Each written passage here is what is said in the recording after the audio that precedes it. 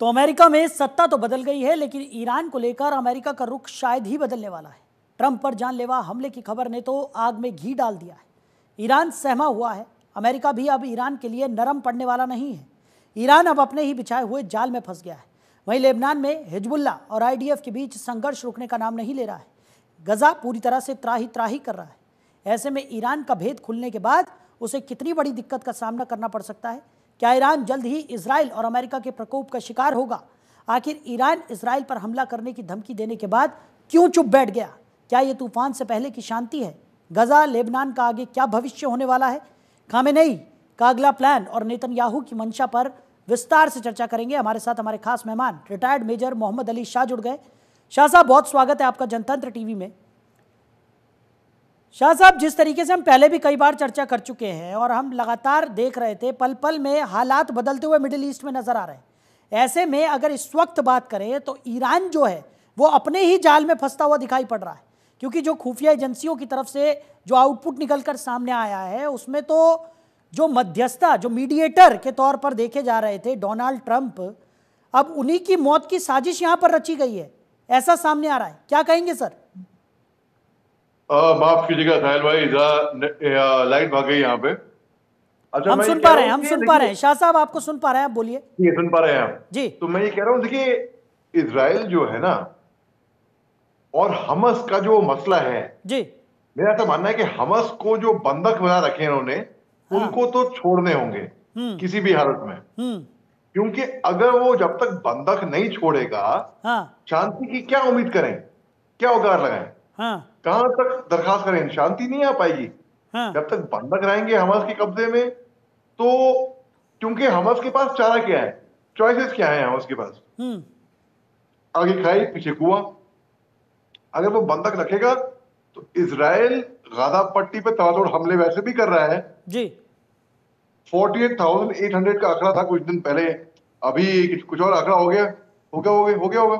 तो मुझे मालूम नहीं कि अभी देखिए, अगर वो बंधक नहीं छोड़ेगा तो हमला करेगा, अगर वो बंधक छोड़ता है उसको डर है तो वो नेगोशिएट नहीं कर पाएगा। उसको ऐसा लग रहा है, नेगोशिएट तो वैसे भी नहीं कर पा रहा हो जी। तो इंसानियत के तौर पे उसको पहले बंधक छोड़ने पड़ेंगे, क्योंकि उससे उसकी और दुनिया में लोग और हमास को, और कुछ राष्ट्र हैं जिन्होंने हमास को अब तक टेररिस्ट का करार नहीं दिया है जी जी। हालांकि अमेरिका, इजराइल, यूएन ने हमास को करार दे रखा है टेररिस्ट का। बिल्कुल।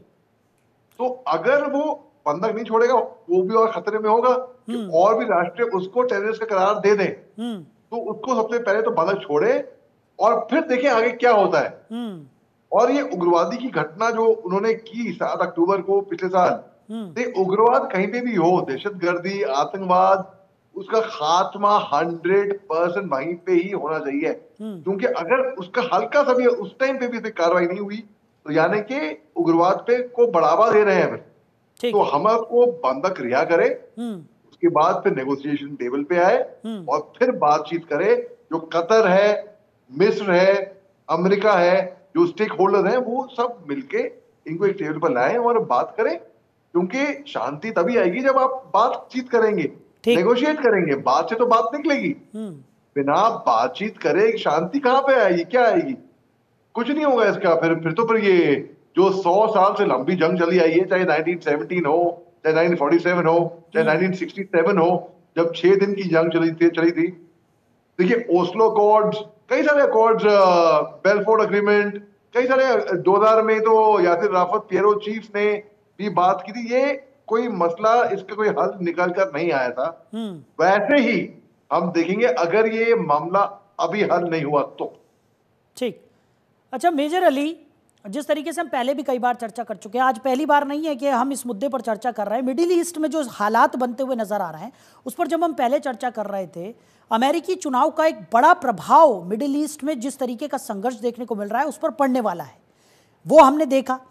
डोनाल्ड ट्रंप यहाँ पर विजयी हो गए हैं और उसके बाद सब यही उम्मीद लगा रहे थे कि जिस तरीके के चुनाव प्रचार प्रसार के दौरान ट्रंप ने तमाम वादे यहाँ पर किए कि वो शांति बहाली करेंगे, तो सबकी उम्मीदें जो है वो ट्रंप से बहुत ज़्यादा बढ़ गई थी। लेकिन अब अमेरिकी खुफिया एजेंसी की अगर हम बात करें और जिस तरीके से जो आउटपुट निकल कर सामने आया है उसने अब सोचने पर मजबूर कर दिया है कि ट्रंप की अगली रणनीति क्या होगी। क्योंकि पहले तो यहाँ पर मध्यस्थता ट्रंप करने वाले थे, लेकिन अब जब उन्हीं की मौत की प्लानिंग यहाँ पर ईरान की तरफ से की जा रही है, तो क्या वो अब आक्रामक रुख इख्तियार नहीं करेंगे? ये एक बड़ा सवाल यहाँ पर बना हुआ है। दूसरा, इजराइल को खुलकर अमेरिका का सपोर्ट है। ऐसे में इजराइल ने हमलों को और ज़्यादा तेज कर दिया है। अब ट्रंप अगर उन्हें छूट दे देते हैं तो कहीं ऐसा ना हो कि ईरान ने अपने पैरों पे जो कुल्हाड़ी मारी है उसका असर बहुत जल्द हमें देखने को मिल जाए। आपने बिल्कुल सटीक बात की है साहिल भाई। तीर बिल्कुल निशाने पे ही लगा है। जी हाँ, पहली बात तो ईरान ने, जो उनको मालूम था कि जो करने वाले हैं इसके खामियाजा उनको भुगतना पड़ेगा, इसके नतीजे के परिणाम उनके लिए अच्छे नहीं होंगे, फिर भी उन्होंने आगे जाके ये कार्रवाई करी और मालूम था जवाबी कार्रवाई भी होगी इन पे, फिर भी इन्होंने अपनी किस्मत आजमाई। ये देखिए, प्रेसिडेंट पेशकी ने जब ट्वीट किया था एक्स पे, फॉर्मली ट्विटर, कि ये तो बस एक ट्रेलर है, अगला हमला और तेज होएगा अगर इजराइल ने हमला किया हम पे तो। किस्मत आजमा रहे थे और इजराइल ने पलट के हमला किया। बहुत भीषण हमला था जी।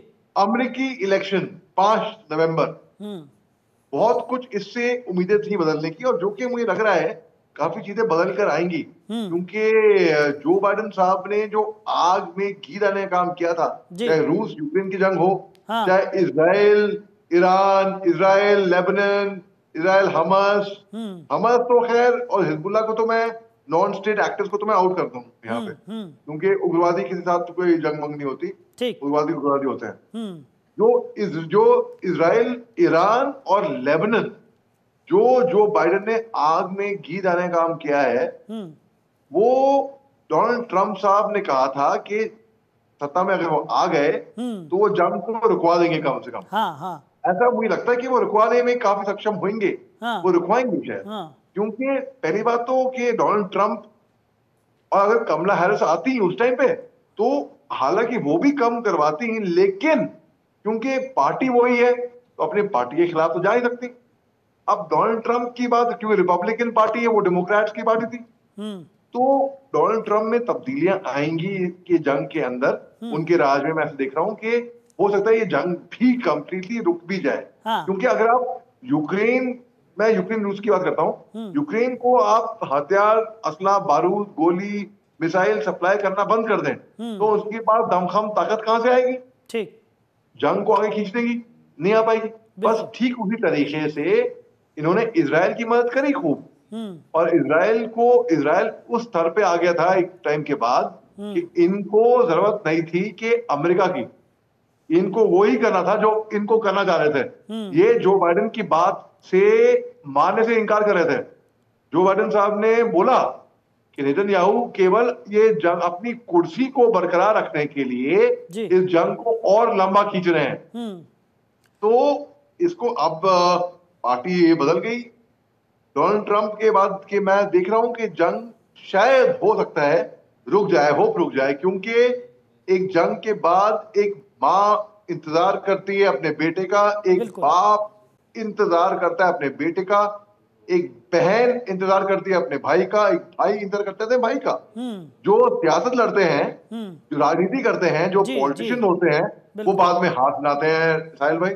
हाँ, ठीक है मेजर अली, जिस तरीके से आपने तमाम चीज़ें यहाँ पर बोली, और डोनाल्ड ट्रंप की आगे की क्या रणनीति रहने वाली है इस पर तो नज़र बनी ही रहेगी, और वो भी भविष्य के गर्भ में है कि वो क्या कुछ आगे फैसला लेते हैं और किस तरीके से युद्ध विराम यहाँ पर करवाते हैं, या ये जो संघर्ष चल रहा है वो एक बड़े युद्ध में तब्दील होता है, इस पर भी नज़र बनी रहेगी। लेकिन क्योंकि आपने खुद कई जंग देखी हैं और आपको एक अच्छा खासा अनुभव है, तो मैं आपसे जानना चाहूँगा, जिस तरीके का इजराइल की तरफ से हमला किया जा रहा है या ईरान की तरफ से इजराइल पर हमला किया गया, हमने देखा कि जब ईरान ने इजराइल पर हमला किया तो इजराइल ने बहुत ही बेहतरीन तरीके से उस हमले को, और मैं साफ तौर पर कहूँगा कि डिफ्यूज़ कर दिया एक तरीके से।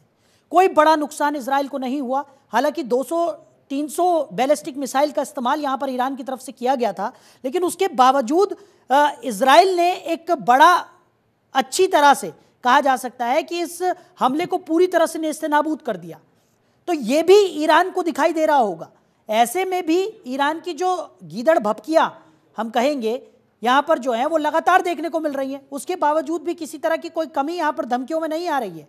और अब तो अमेरिका का भी सपोर्ट यहाँ पर इजराइल के साथ है। ऐसे में जो सबसे ज्यादा नुकसान होने की संभावना है वो ईरान को ही है। आपने बिल्कुल दुरुस्त फरमाया है साहिल भाई। देखिए, मैं आपको एग्जांपल देता हूं। आज एक फरीदाबाद में अरावली इंटरनेशनल स्कूल है, वहां पे मॉडर्न यूनाइटेड नेशंस का इवेंट था, वहां पे मेरे को न्योता दिया था। तो उनकी जो हेड गर्ल है उनसे मैं बात कर रहा था आज, और मैं उनके स्कूल में जो भाषण दिया, मैंने बताया कि जो MUN जो मॉडर्न यूनाइटेड नेशन है, आप देखिए UN काफी हद तक सक्षम नहीं हो पाया है इस जंग को कहीं पे भी इसमें तब्दीली लाने में। आप हो सकता है कि देखिए, अगर इसको हम लोग हर कोई दिल से चाहे, क्योंकि एक लाइन है ना, अगर किसी चीज को सच्चे दिल से चाहो तो पूरी कायनात उसको आपसे मिलाने में लग जाती है। अगर दिल से चाहेंगे सब लोग कि भाई जंग रुक जाए, हो सकता है कि ना रुके, वो अलग बात है। क्या पता कहीं एक ऐसी एनर्जी वाइब्रेशन यूनिवर्स में कहीं फैले। तो मैं ऐसे देखता हूं कि अगर प्रेशर बनेगा इजराइल के ऊपर, और वो प्रेशर कैसे बनेगा, अमेरिका तो मदद करने से मना कर देगी। अमेरिका जो हेल्प कर रही थी अब तक वो नहीं करेगी। तो इस तरीके से ये बहुत जरूरी है कि शांति को लाएं दुनिया भर में, इंसानियत के खातिर। ये भूल जाएं कि यहूदी हैं, कि अरब हैं, या फलस्तीनी हैं, या कहीं से भी आते हैं। बिल्कुल अल्टीमेटली बस पीस लेकर आनी है उनको, मुद्दा ये होना चाहिए। चलिए मेजर अली, आपने अपना कीमती समय हमारे साथ साझा किया और इस चर्चा में हमारे साथ निभाया। तमाम पहलू आपने यहाँ पर उजागर किए, इसके लिए आपका बहुत शुक्रिया। समय की कमी के चलते हमें इस चर्चा को यहीं विराम देना होगा।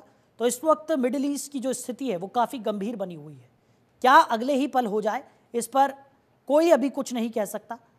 अगर डोनाल्ड ट्रंप की बात करें तो जिन्हें मीडिएटर के तौर पर देखा जा रहा था, उन्हीं की मौत की साजिश यहाँ पर ईरान की तरफ से रची गई है, ऐसा जो एजेंसीज हैं उनका कहना है। अब इसके बाद ट्रंप का क्या कुछ रुख रहेगा और किस तरीके से मिडिल ईस्ट के जो संघर्ष है उसमें तब्दीलियां यहां पर देखने को मिलेंगी, इस पर भी नजर बनी रहेगी।